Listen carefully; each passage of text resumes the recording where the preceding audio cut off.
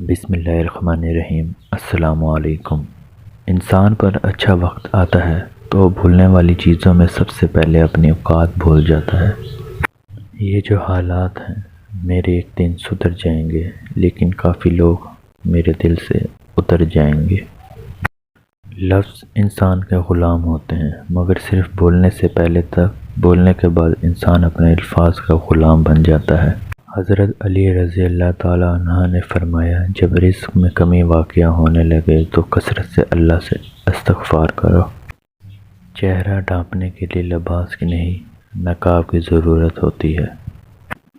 کوئی بھی کام کر لو، پر اس کام میں آپ سے بہتر کوئی اور نہیں ہونا چاہیے۔ سخت ہاتھوں سے بھی چھوٹ جاتی ہیں انگلیاں، رشتے طاقت سے نہیں محبت سے تھامے جاتے ہیں۔